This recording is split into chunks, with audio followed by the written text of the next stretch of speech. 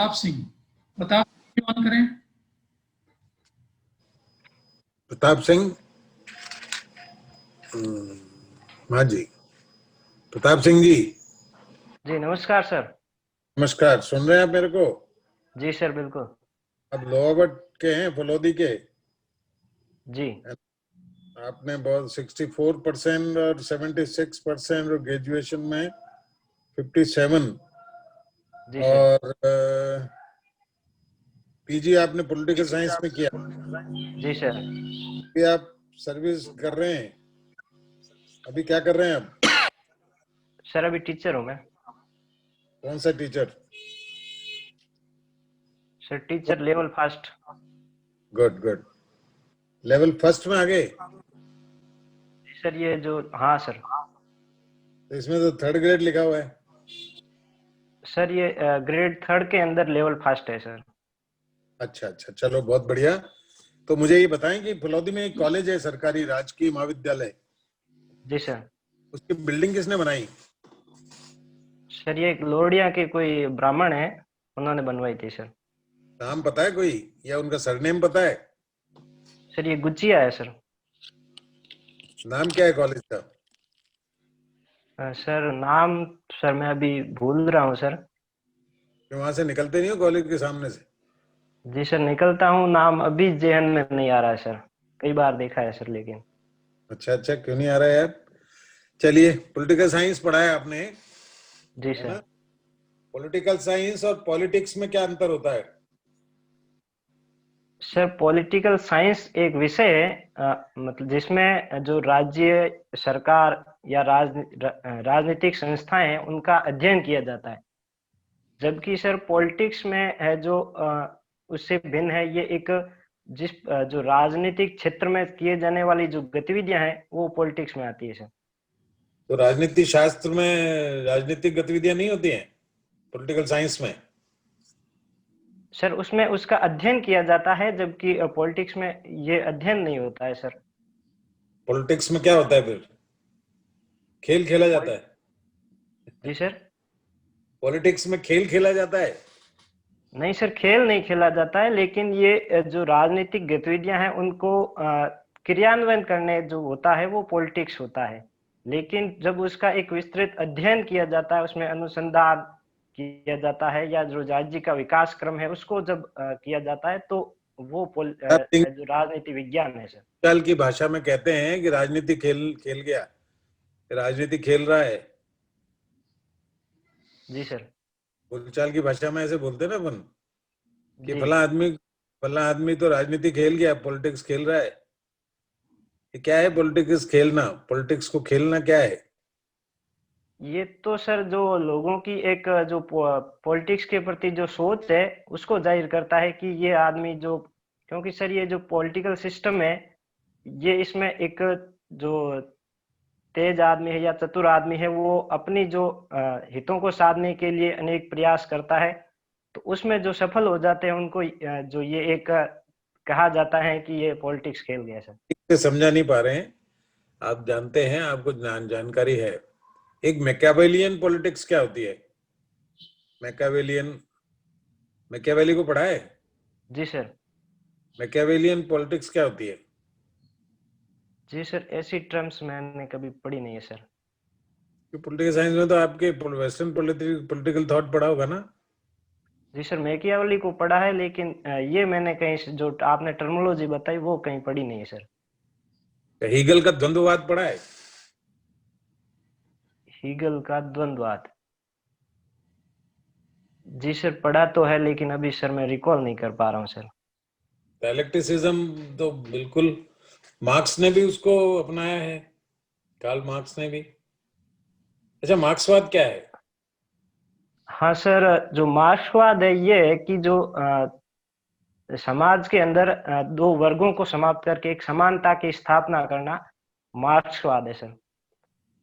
अच्छा, तो मार्क्सवाद में तो समानता की स्थापना नहीं हो पाई। जी सर, ये उनके एक विचार थे। उसके बाद सर कुछ देशों ने इसके लिए जो क्रांति करके जो प्रयास किए थे, हालांकि वो पूरी तरह उसमें सफल नहीं हो पाए थे। लेकिन जो उस समय जो पूंजीवाद था सर, उसके कंपेयर में हम देखें तो सर उसमें काफी है जो सुधार हुआ था सर। हमारे यहाँ पर जो वर्ण व्यवस्था है, 4 वर्ण है ना, जी सर। प्लेटो भी 3 प्रकार के वर्णों की बात करता है। जी सर। तो दोनों में क्या ऐसी बात है जो कि हमारे वर्ण व्यवस्था में ज्यादा अच्छी है? सॉरी सर, मुझे पूरा इसमें बारे में ध्यान नहीं है सर। प्लेटो का आदर्श राज्य पढ़ा है आपने? जी सर। प्लेटो का आदर्श राज्य क्या है? सर प्लेटो उसमें जो राज्य में सर आपने पहले जो क्वेश्चन किया उसमें प्लेटो के बारे में पूछा था, मैं पूरी तरह सुन नहीं पाया था सर। हाँ, प्लेटो के बारे में पूछ रहा हूँ। हाँ प्लेटो सर का आदर्श राज्य कौन बने? सर प्लेटो के आदर्श राज्य में है जो प्लेटो 3 वर्ग बताते हैं राज्य के अंदर, जिसमें वो एक तो बताते हैं जो दास शासक वर्ग, एक हाँ, सैनिक वर्ग। वो पहले वाला सवाल था। अभी का सवाल वो तो गाड़ी निकल गई, अब क्या है? अब तो नया जी सर सवाल आ मैं गया। प्लेटो का सर। दार्शनिक राज्य कौन है? वो गाड़ी तो निकल गई पहले वाली। जी सर। प्लेटो का दार्शनिक राजा किसको बनाता है वो? सर जो विवेकपूर्ण व्यक्ति को दार्शनिक राजा बनाते हैं सर। अच्छा, कितनी उम्र में राजा बनाने की बात करता है? सर उनके जो 50 साल के बाद होता है सर। अच्छा, और एक प्लेटो ने, अपन प्लेटो पे बात कर रहे हैं, प्लेटो ने पत्नियों का साम्यवाद की बात भी की। जी सर। वो क्या है? सर इसमें प्लेटो है जो राजा है दार्शनिक वर्ग और सैनिक वर्ग, वो अपने स्वार्थ के लिए जो शासन का दुरुपयोग नहीं कर रहे, इसके लिए उन्होंने पत्नियों का साम्यवाद कहा, जिसमें वो पत्नी को एक मतलब व्यक्तिगत घर ना बसाकर वो एक सार्वजनिक रूप से उपयोग करे, इसलिए था सर वो। चलिए चलिए, मुझे ये बताइए कि 1899 में विवेकानंद अमेरिका गए थे। वहां एक संस्था की स्थापना करी थी उन्होंने, उसका नाम पता है आपको? जी सर, उन्होंने जो एक संस्था तो सर स्थापना की थी जिसका उद्देश्य था कि जो सनातन संस्कृति है उसका प्रचार करना, लेकिन सर वेदांत सोसाइटी थी या ऐसी कुछ संस्था थी, मैं पूरी तरह उसको याद नहीं कर पा रहा हूँ सर।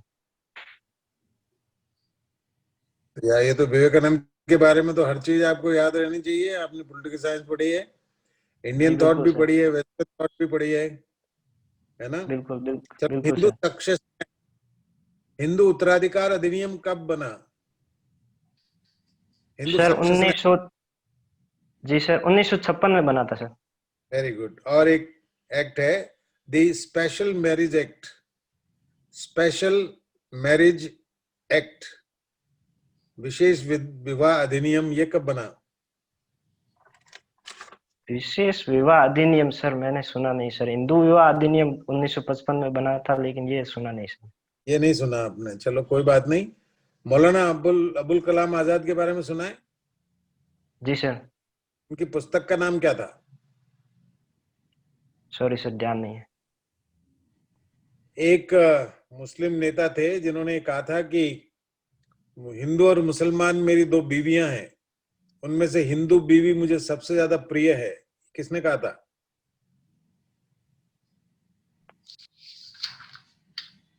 सॉरी सर, मैंने पढ़ा नहीं है सर इस बारे में। ये तो पढ़ना, ये तो आमतौर पे पॉलिटिकल साइंस हिस्ट्री वाले सब पढ़ते हैं इसको। तो एक पुस्तक है द इंडियन स्ट्रगल, जी सर। 1935-1942, किसने लिखी? सॉरी सर, ध्यान नहीं सर। चलिए, भारत में संघीय न्यायालय स्थापित हुआ 1935 के एक्ट के द्वारा, जी। और 1937 में इन्हें काम करना प्रारंभ कर दिया। जी। संघीय न्यायालय की अपील कहाँ करने की बात की गई? संघीय न्यायालय के फैसलों की अपील कहाँ की जा सकते की प्रावधान किया गया 1935 के एक्ट में? सॉरी सर, मैंने तो इस संघीय न्यायालय की स्थापना के बारे में ही सर पढ़ा है, आगे की जानकारी नहीं है सर। तो कब हुई इसकी स्थापना? सर अभी जैसा आपने बताया 1937 में सर। 37 में तो काम करना शुरू कर दिया था उसने। जी सर, जो भारत सरकार अधिनियम 1935 है उसके तहत ही इसको जो स्थापना की गई थी सर। चलो बहुत बढ़िया। 4 उच्च न्यायालय बनाए गए भारत में, हाई कोर्ट्स, वो कहाँ जी बने? सर, कलकत्ता, मद्रास और मुंबई सर, एक तीसरा और चौथा सर ध्यान नहीं सर। पक्का है आपको? जी सर, एकदम कंफर्म तो नहीं हो सर, जितनी मुझे जानकारी न्यायिक है। पुनरावलोकन क्या होता है प्रताप सिंह जी जी? न्यायिक पुनरावलोकन क्या होता है? Judicial review. सर, इसमें जो विधायिका द्वारा बनाए गए कानून और कार्यपालिका द्वारा जारी आदेश जिनका न्यायपालिका समीक्षा करती है, यदि वे संविधान का अतिक्रमण करते हैं तो न्यायपालिका उनको अवैध घोषित कर सकती है। चलो आखिरी सवाल मेरा, वंदे मातरम गीत कांग्रेस के किस अधिवेशन में गाया गया? सॉरी सर, मुझे ध्यान नहीं है। धन्यवाद Pratap Singh ji. Thank you sir. जी प्रताप जी, आवाज आ रही है मेरी? बिल्कुल सर, नमस्ते सर। जी नमस्ते। प्रताप, थोड़ा सा मुझे बताएंगे ह्यूमन राइट्स क्या होते हैं? जी सर, मानव जीवन के अस्तित्व को बनाए रखने के लिए तथा उसके जीवन को सुरक्षित और समृद्ध बनाने के लिए जो मनुष्य को अधिकार प्रदान किए जाते हैं वो मानव अधिकार है सर। कौन प्रदान करता है ये अधिकार? जी सर, ये हमारा देश का संविधान और सरकार प्रदान करते हैं सर। ये हमारे देश का संविधान और सरकार प्रदान करते हैं अधिकार? हमारे देश के नागरिकों को। अच्छा, मतलब दुनिया में और कहीं नहीं है मानवाधिकार? जी सर, है, सब जगह है। अच्छा, तो हमारा संविधान तो मूल अधिकार प्रदान करता है, जहां तक मैं जानता हूं मानवाधिकार तो नहीं करता प्रदान वो। जी सर। दोनों एक ही बात है क्या, मूल अधिकार और मानवाधिकार? नहीं सर, दोनों अलग है सर, ये एक दूसरे के पूरक रूप, मतलब जो मानव अधिकार है उनको पूरा करने के लिए जो मूल अधिकार बनाए गए हैं सर, दोनों एक ही नहीं है सर। अच्छा, मानवाधिकार को पूरा करने के लिए मूल अधिकार बनाए गए हैं। जी सर। मतलब सारे मानवाधिकार मूल अधिकार में शामिल हैं, आप ऐसा कह रहे हैं? नहीं सर, बिल्कुल नहीं सर। फिर थोड़ा क्लियर कीजिए अपनी बात। जी सर, मानव अधिकार कौन प्रदान करता है सर, ये मुझे सर ध्यान नहीं है। और सर जो मूल अधिकार है वो मानव अधिकारों को कुछ हद तक हम जनता तक उनके अधिकार पहुंचा सकें, इसके लिए सर मूल अधिकारों को संविधान में जगह दी गई है। अच्छा, तो मानवाधिकारों की विश्वव्यापी घोषणा कब हुई थी? सॉरी सर, सन ध्यान नहीं है सर मुझे। संयुक्त राष्ट्र मानवाधिकार आयोग का क्या काम रहा है इस मामले में? सर मानव अधिकारों की जो पूरा डेटा तैयार करना और उस मानव अधिकारों की रक्षा के लिए जनता के उनके अधिकार हैं उनकी रक्षा के लिए सभी देशों को एक मंच पर लाने का काम मानव अधिकार आयोग करता है। अच्छा, मानवाधिकार आयोग कब बना था पता है आपको? भारत का सर या संयुक्त राष्ट्र में? दोनों बता दीजिए। सर भारत के लिए तो सर एक 93 में सर एक्ट आया था। जी। और संयुक्त राष्ट्र का सर ध्यान नहीं है सर, डेट ध्यान नहीं है। अच्छा अच्छा, जो भारत का राष्ट्रीय मानवाधिकार आयोग है, अभी पिछले साल सरकार ने कुछ संशोधन किए हैं उस एक्ट में। जी सर। जी, बताएंगे क्या संशोधन किए हैं? सर उसमें एक तो जो राज्य मानवाधिकार आयोग है उसके अंदर जो सदस्य संख्या है उसको कम किया गया था सर। मैं कंफर्म तो नहीं हूँ लेकिन शायद तक सर 1+1 अध्यक्ष और 2 सदस्य रखे थे सर। ये एक मेजर जो चेंज है वो ध्यान में। राष्ट्रीय मानवाधिकार आयोग में भी चेंज हुआ था बड़ा कुछ? हाँ सर, हुआ था पिछले साल। अभी सर मैं काफी टाइम हो गया तो रिकॉल नहीं कर पा रहा हूँ उस चीज को सर। अच्छा अच्छा, रिकॉल नहीं कर पा रहे हैं, चलिए कोई बात नहीं। उपभोक्ता कानून में भी संशोधन किया है सरकार ने? जी सर। ये तो पुराना नहीं हुआ है, ये जरूर याद होगा आपको फिर। जी सर। बताएं क्या संशोधन हुआ है उस। सर इसमें एक तो जो ये किया है, जो ई कॉमर्स प्रोडक्ट है, इसको भी इसमें जो उपभोक्ता संरक्षण कानून इसमें शामिल कर लिया गया है। हम्म। और दूसरा, इसके खिलाफ जो अपील से जो जिला और राज्य और राष्ट्रीय आयोग है, उसमें जो अपील की जो सीमा है जो बिल की, हम्म। उसको बढ़ाया गया है सर इसमें। और सर तीसरा ये था कि इसमें जो शिकायत करने कोई भी जो उत्पाद है, उसका जो अ, अंतिम जिम्मेदारी है वो उत्पादक की होगी, और जो प्रचार करने वाला है, यदि वो गलत प्रचार उसका करता है तो उसके खिलाफ भी सर केस बनता है इसमें से। अच्छा अच्छा, चलिए बढ़िया बात है। केंद्र संबंधों को लेके आजकल बड़ा उठापटक देख रहा हूं मैं। जी सर। सीबीआई का इशू चल रहा है, एक एक करके कई सारे राज्यों ने सामान्य सहमति वापस ले ली है। जी सर। क्या कहना है इस बारे में आपको? सर जो केंद्रीय एजेंसियां हैं, जो सीबीआई है, ईडी है, इनका सर राज्यों के अंदर अपने जो राजनीतिक हितों की पूर्ति के लिए उपयोग करना या दुरुपयोग करना सर बिल्कुल गलत है। लेकिन सर कुछ ऐसे जांच के मुद्दे आते हैं अपराध के, तो उनमें सर जांच के लिए भी है जो इनका उपयोग सीबीआई का करना ही पड़ेगा सर। अच्छा अच्छा, तो जो राज्यों ने सहमति वापस ली है वो गलत किया है। सर ये जो दिल्ली पुलिस विशेष एक्ट बना था, उसमें ये प्रावधान किया था राज्यों की सहमति का। तो सर उनको ये अधिकार था कि वो सहमति अगर सीबीआई को चाहे तो दे या नहीं दे, इसलिए सर वो उनको गलत नहीं ठहराया जा सकता सर। अच्छा अच्छा, आजकल और एक परंपरा देख रहे हैं कि राज्य सरकारें ही कुछ आंदोलनकारियों को सपोर्ट करके ट्रेनें रुकवा दे रही हैं जी सर। और फिर केंद्र को बदनाम कर रही हैं, दबाव बना रही हैं। इस बारे में क्या राय है आपकी? सर जो राज्य सरकारें हैं, उनका केंद्र के साथ जो विवाद रहा है, टकराव की स्थिति है, जो अभी कृषि कानून को लेकर, तो ऐसी स्थिति में ये मुद्दे देखे गए हैं कि वहाँ की जो स्टेट गवर्नमेंट है उनको उनका सपोर्ट है। तो सर मेरा मानना ये है कि जो सरकार का केंद्र के साथ विरोध हो सकता है, टकराव हो सकता है, लेकिन जो सार्वजनिक संपत्तियां हैं उनका दुरुपयोग सर करने के लिए सरकार खुद अगर उकसाती है तो सर वो बिल्कुल गलत है सर। पंजाब जैसा कि सरकार, जी पंजाब सरकार कह रही है मालगाड़ी चला दीजिए, यात्री गाड़ियां नहीं चलें, कोई दिक्कत नहीं है। जी सर। तो ऐसा नहीं लग रहा कि सीधा सीधा ब्लैकमेलिंग हो रही है, खुलेआम सौदा हो रहा है ये तो? जी सर, जैसा कि सुप्रीम कोर्ट ने जो सीए के खिलाफ जो प्रोटेस्ट किया, उसमें जो डिसीजन दिया था, उसमें ये था कि आप विरोध करना आपका अधिकार है, लेकिन वो सार्वजनिक जगह पर विरोध नहीं कर सकते। तो हम उस आधार पे देखें तो किसी भी सूरत में जो मालगाड़ी हो या रेल यात्री गाड़ी, उसके लिए जो पटरियां हैं वो रेलवे की संपत्ति है, तो उनका दुरुपयोग सर उनको नहीं रोका जा सकता सर। अच्छा अच्छा, चलिए ठीक है। एक झारखंड में सरना धर्म कोड बड़ा चर्चा में है, कुछ उसके बारे में जानकारी है आपको? जी सर, ये सर मैंने पढ़ा नहीं कहीं सर अभी। उसे उसे नहीं पढ़ा है आपने? जी सर। कोई बात नहीं, चलिए थोड़ा अंतर्राष्ट्रीय संबंधों की बात करते हैं।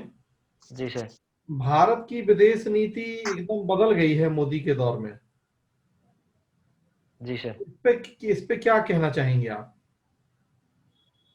सर अ, किसी भी देश की विदेश नीति सरकार बदलते ही पूरी तरह बदल जाए, ये सर मुमकिन नहीं है। वो वहाँ जो देश की राष्ट्रीय हित, अंतर्राष्ट्रीय परिदृश्य पर आधारित होती है।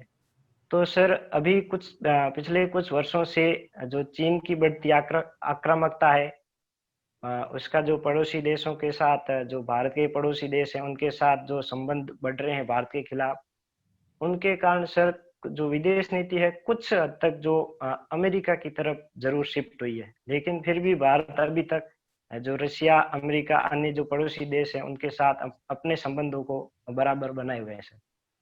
सारे पड़ोसियों से हमारे रिलेशन खराब हो गए हैं। पाकिस्तान चाइना से तो थे ही, नेपाल से भी हो गए, श्रीलंका से भी बहुत अच्छे नहीं हैं, बांग्लादेश से भी खराब हो गए इस बीच में। क्या कहेंगे इस बारे में?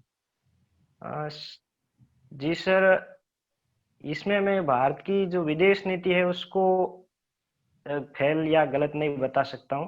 लेकिन सर जो चीन की इनके अंदर जो एक घुसपैठ बढ़ी है, उसके कारण सर ऐसा टकराव देखने को मिला है।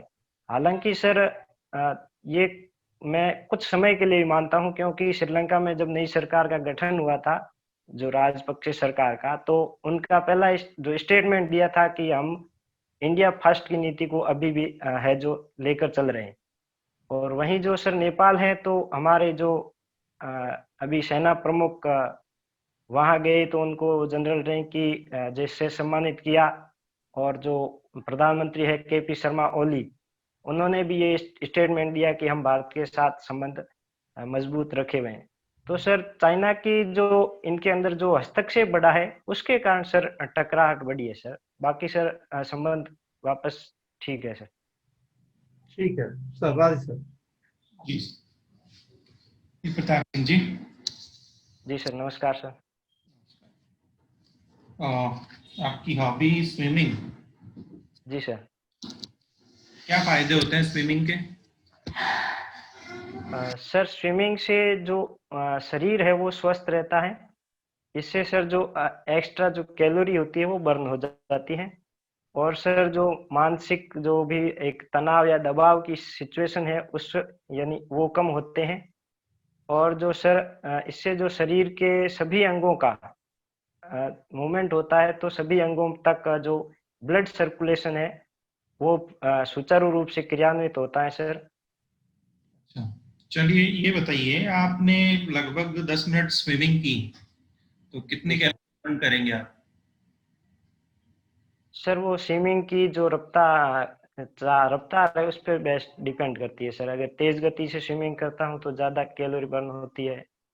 एक एंजॉय के लिए स्विमिंग होती है तो सर उसमें बहुत कम कैलोरी बर्न होती है सर।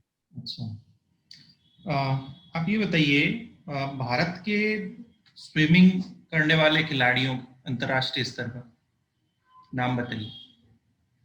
सर अंतर्राष्ट्रीय स्तर पर साजन प्रकाश हैं, और सर श्री हरि नटराज हैं।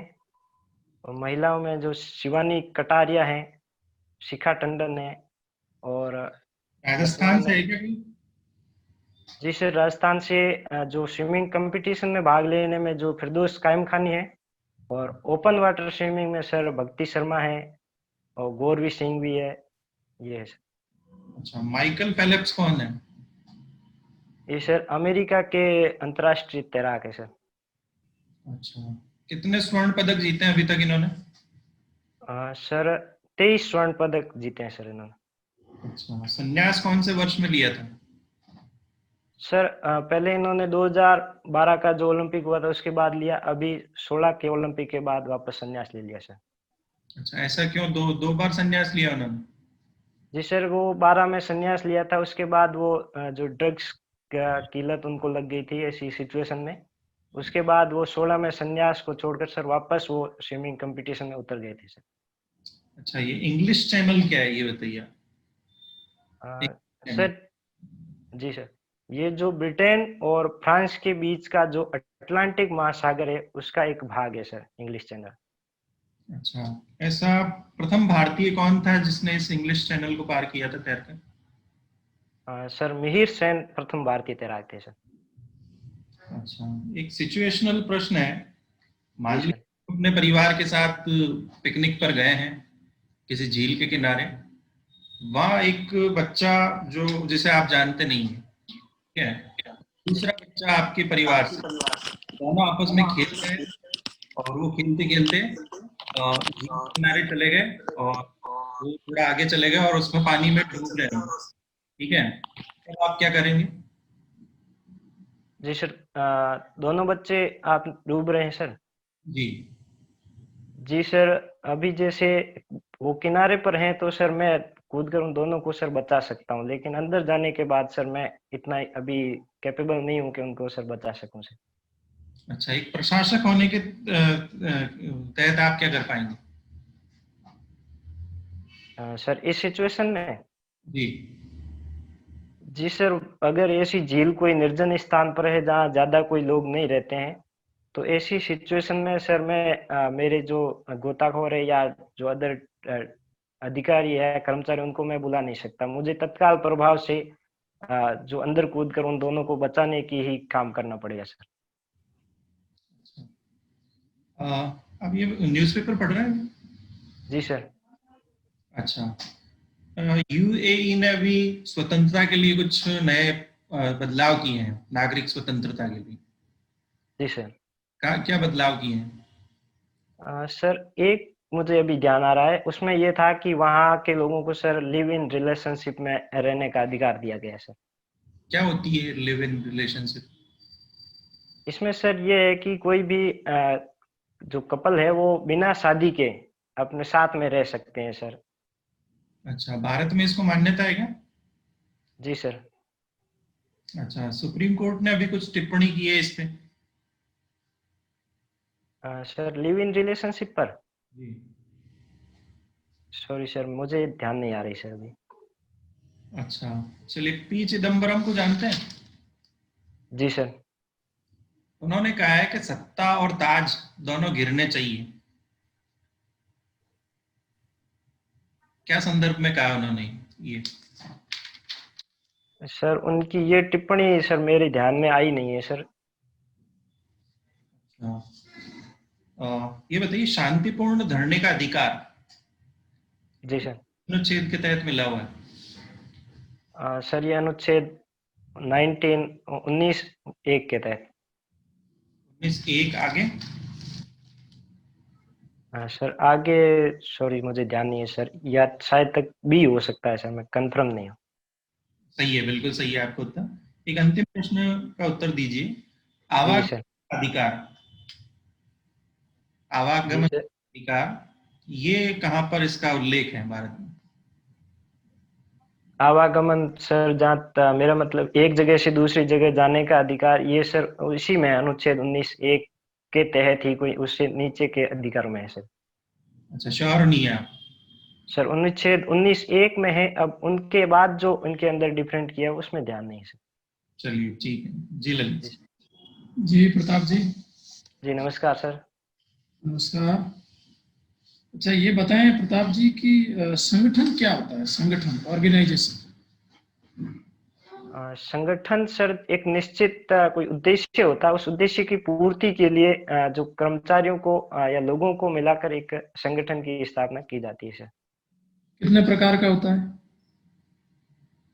सर प्रकार सॉरी सर मुझे ध्यान नहीं है सर। जहाँ मैं अनुमान सर ये है कि एक औपचारिक संगठन और दूसरा अनौपचारिक संगठन हो सकते हैं राइट, सर। सही बता रहे हैं। इसका अंतर क्या है इन दोनों में? सर मैं पूरा अभी क्यों काफी टाइम हो गया, तो मैं अनुमान के आधार पर मैं डिफरेंस करने की कोशिश करता हूँ सर। सर औपचारिक संगठन एक व्यवस्थित संगठन होता है जिसके अंदर जो कर्मचारी है उनको जो उस संगठन के जो रूल है उसके अनुसार काम करना होता है। वहीं सर अनौपचारिक संगठन का कोई एक निश्चित जो संगठनात्मक ढांचा है वो नहीं होता है। ये लोगों के एक सामूहिक उद्देश्य को लेकर ये ऑटोमेटिक रूप से गठित हो जाते हैं सर। संगठनात्मक ढांचा क्या होता है? सॉरी सर मैं क्लियर नहीं कर पाऊंगा सर। अच्छा, नियुक्तिकरण बता पाएंगे? नियुक्तिकरण क्या होता है? स्टाफिंग?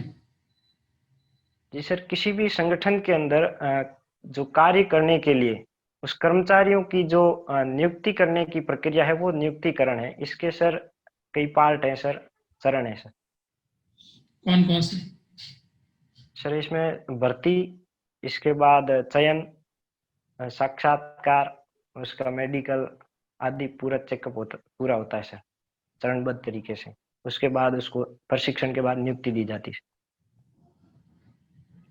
अच्छा ये बताएं कि प्रबंधन का कार्मिक फलन, ये सुना आपने कोटेशन है, प्रबंधन का कार्मिक फलन क्या होता है? सॉरी सर मैंने इस बारे में सुना नहीं है सर अभी तक।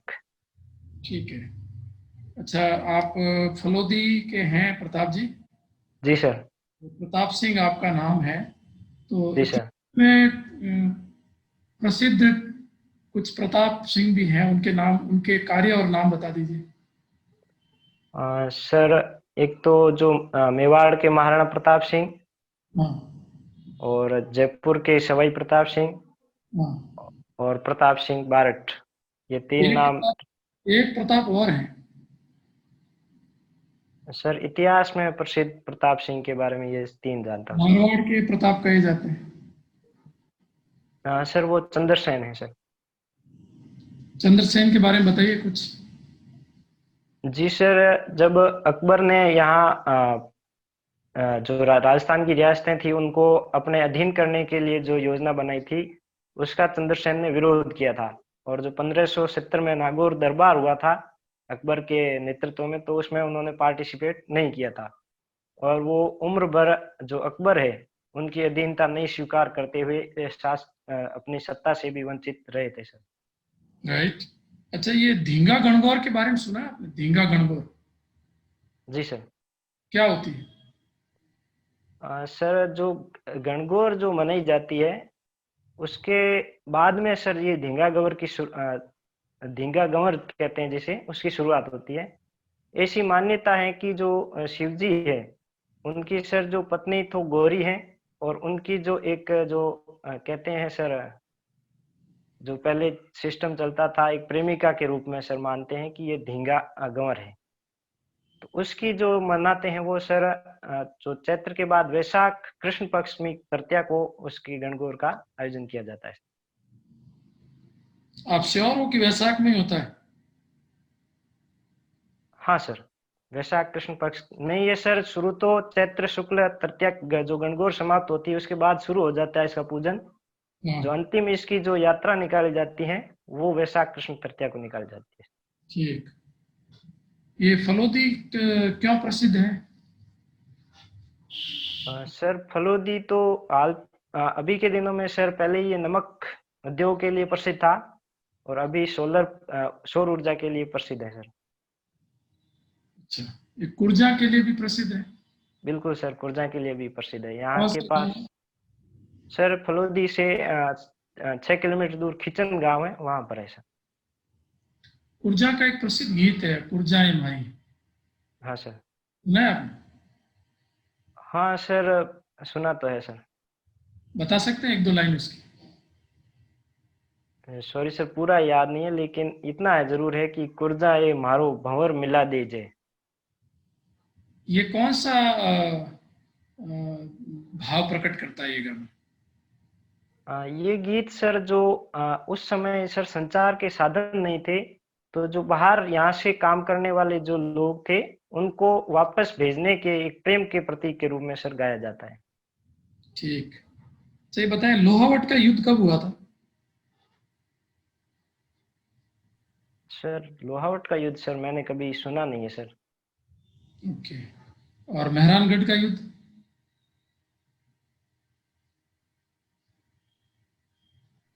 Sorry sir. अच्छा, तो जोधपुर को सूर्यनगरी क्यों कहते हैं? सर इसके पीछे दो कारक हैं। पहला तो ये है कि जो यहाँ का जो राजाओं का वंश था वो सूर्यवंशी थे, यहाँ के शासक। और दूसरा ये है कि यहाँ जो एक बड़े शहर है, सिटी है, जिसमें वर्ष भर सूर्य की चमकीली रोशनी प्राप्त होती है, इस कारण सर इनको सूर्य नगरी कहते हैं जोधपुर। राइट जी। उपाध्याय सर।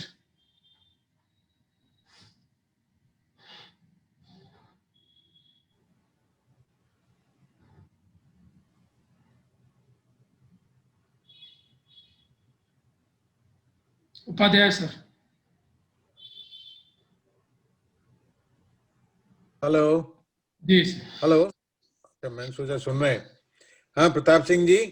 जी सर। मेरा एक कि आपने बहुत अच्छी तैयारी की है, बहुत अच्छे सवालों के जवाब भी दिए हैं, लेकिन अभी मुझे लगता है कि आपके कॉन्सेप्ट क्लियर नहीं है। जी सर। ठीक है, you are not clear in yourself. तो आपको अपने विचारों को बिल्कुल स्पष्ट रखना है। और सबसे बड़ी कमजोरी जो मुझे लगी आपके बोलने में, आपके इस इंटरव्यू में, आपका एक्सेंट थोड़ा राजस्थानी, उधर फलोदी साइड का एक्सेंट आता है, कोई बात नहीं बोलने में, लेकिन पूरा सेंटेंस शुद्ध हिंदी में बोले आप। अब जैसे प्रसिद्ध है उसको प्रसिद्ध कब तक बोलते रहेंगे? जी समझे सर। आप? जी सर। अपना वाचन थोड़ा सुधारिए। ठीक है, बिल्कुल सर, मैं कोशिश करूंगा पूरी। हिंदी तो ही, या तो मारवाड़ी में इंटरव्यू दीजिए, कोई दिक्कत नहीं है, फलोदी की लैंग्वेज में। फलोदी की लैंग्वेज और जोधपुर की भाषा में भी अंतर है, जोधपुर की बोली में।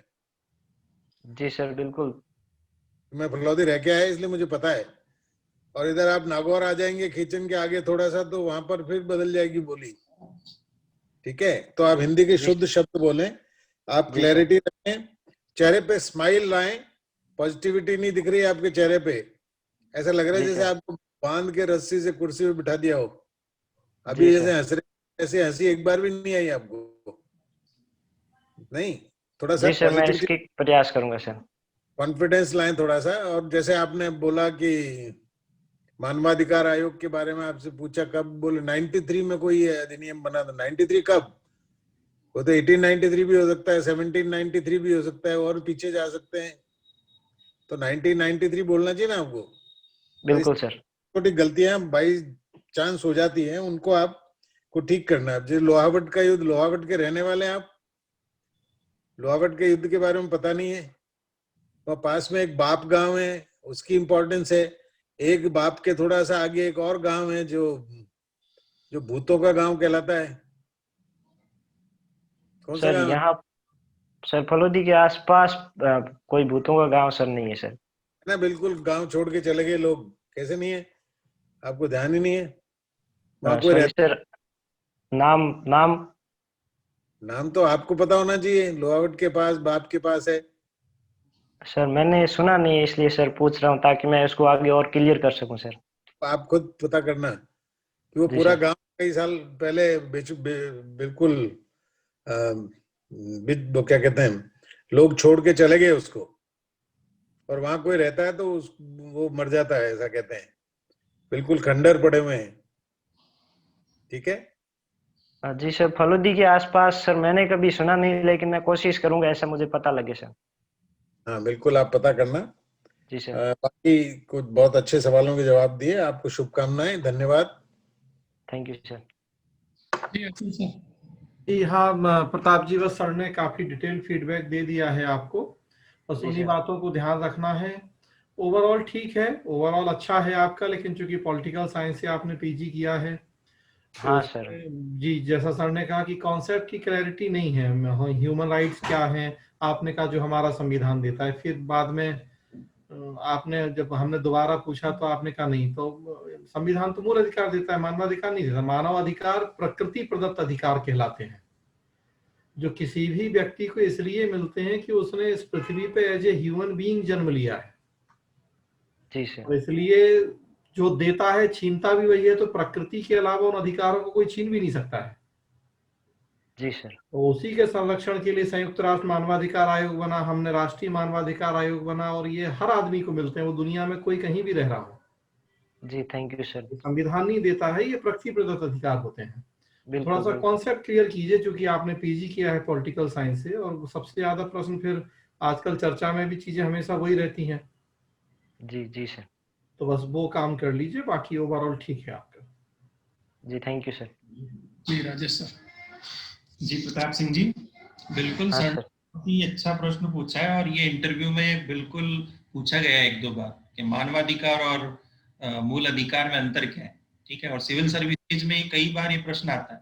ठीक है, तो आपके जी जी सर। पॉलिटिक्स का है, तो ये बिल्कुल सामान्य प्रश्न था आपके लिए। आप सर मैंने हाँ सर मैंने क्या है कि मानव अधिकार के बारे में डिटेल से सर इसकी विस्तृत व्याख्या पढ़ी नहीं थी, इसलिए सर ये सिचुएशन आ गई। कोई बात नहीं, लेकिन सभी पक्षों को तैयार कीजिए। ठीक है, जो बिल्कुल सर। साइंस है तो वाइड है बहुत, अवधारणात्मक प्रश्न भी खूब बनते हैं, जी सर। और चर्चा में भी रहता है पॉलिटी तो हर वक्त। बिल्कुल सर। बाकी आपने हॉबी से और करंट अफेयर्स से उत्तर जो दिए हैं बहुत ही अच्छे उत्तर हैं, एक दो प्रश्नों को छोड़ के। ठीक है, जी सर। तो सुधार कीजिए, शुभकामनाएं। जी सर थैंक यू सर। जी प्रताप सिंह जी, जी सर।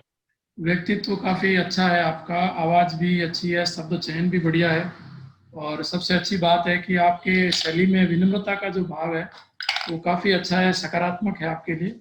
बस थोड़ा जो व्यक्तित्व पार्ट के अलावा जो हम ज्ञानात्मक पक्ष की ओर जाते हैं तो वहाँ कहीं कहीं आप अटकते हैं। जैसे उपाध्याय सर ने आपको एक्सेंट का बताया, लहजे का, तो थोड़ा आप अभ्यास करें कि लहजा आपका सामान्य बने, क्षेत्रीय प्रभाव थोड़ा कम हो उस पर। और दूसरा आपका कहीं कहीं आपका एक रहा है कि आप उत्तर बताते बताते लास्ट में जैसे 3 पॉइंट बताने हैं तो 2 बता के आप कहते हैं कि सर इतना ही आता है, अब मुझे ध्यान नहीं। तो इतना कहने की आवश्यकता ही नहीं है, आप उसको थोड़ा समराइज करिए, उत्तर पॉइंट आउट करिए थोड़ा उसको, ये बाद में ऐसा ना कहें कि मुझे इतना ही आता है, अब मैं नहीं बता पाऊंगा। ठीक है, बाकी अच्छे आंसर्स आपने दिए, ओवरऑल बढ़िया है। ठीक है, जी सर, एक सर जो लोहावट का नाम आया था, ये सर लोहावट युद्ध के बारे में ये कोई दोनों जानकारी रावचंद्र मिल सेन सकती से है? संबंधित है, आप पढ़ना रावचंद्र सेन को, ठीक है सर। युद्ध भी और मेहरानगढ़ का युद्ध भी। ठीक है, ठीक, जी sir, okay, thank you sir. जी उपाध्याय सर। अब कौन है? रणछोड़ नहीं वो सर उनको कल